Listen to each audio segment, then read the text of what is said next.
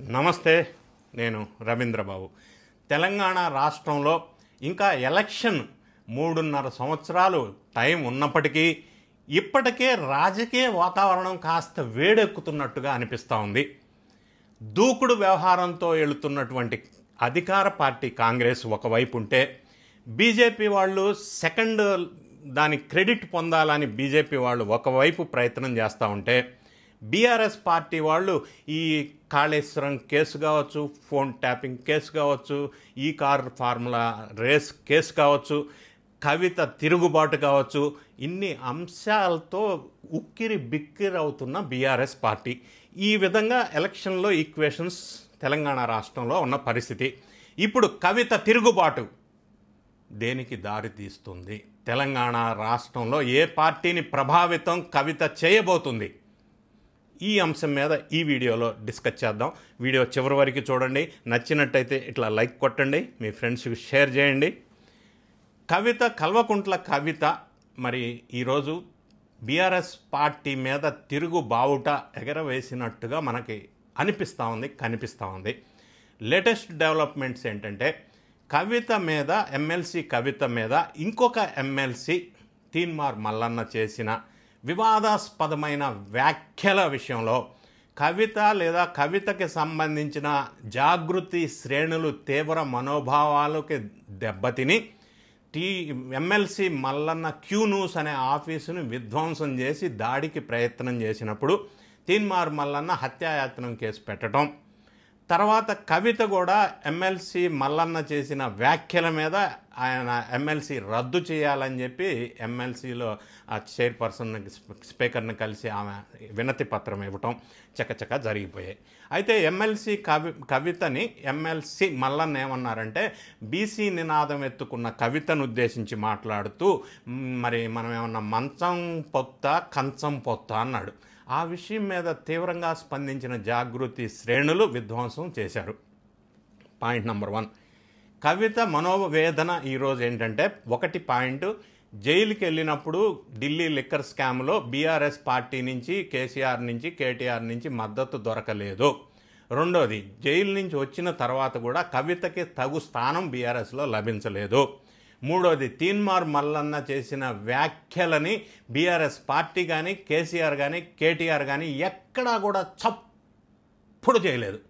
ఇది కవిత ఎమ్మెల్సీ కల్వకుంట్ల కేసీఆర్ కూతురికి తీవ్రమైన ఆవేశాన్ని, ఆగ్రహాన్ని, బాధని కలిగించినట్టుగా తెలియవస్తూ ఉంది.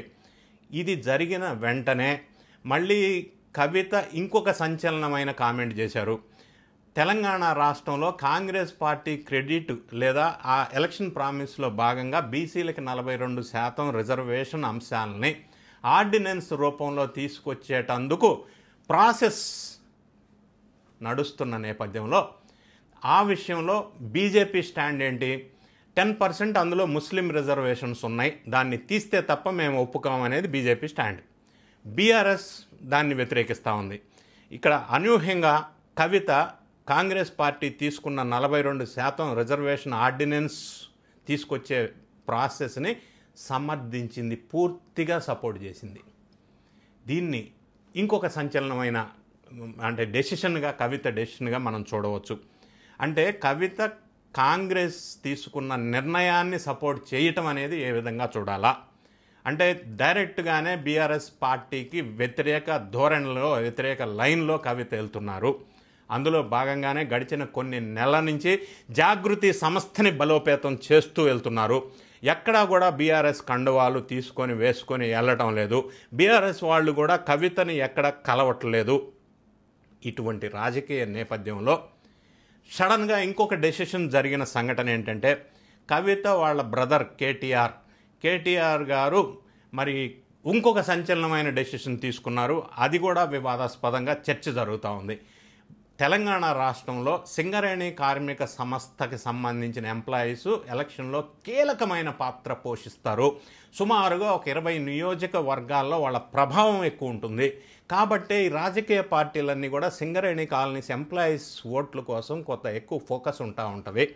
అందులో భాగంగానే గడిచిన 10 సంవత్సరాల నుంచి సింగరేణి బొగ్గు గని కార్మిక సంస్థకి గౌరవ అధ్యక్షులుగా ఉన్న కవిత గారిని తీసేసి కేటీఆర్ గారు అనూహ్యంగా కొప్పుల ఈశ్వర్ని సింగరేణి బొగ్గు గని కార్మిక సమైక్య సంఘం యొక్క అధ్యక్షులుగా పెట్టేశారు.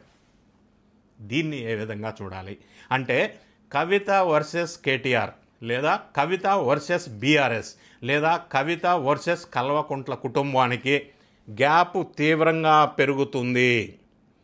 ఈ నేపథ్యంలో కవిత చేసిన వ్యాఖ్యలు కానీ, కాంగ్రెస్ పార్టీకి సపోర్ట్ చేస్తూ మాటలు కానీ, దానికి వెంటనే కేటీఆర్ గారు సింగరేణి బొగ్గు గని కార్మిక సమైక్య అధ్యక్షురాలుగా కవితను మార్చి ఇంకోరిని పెట్టడం కానీ రాజకీయం కొంత వేడెక్కింది.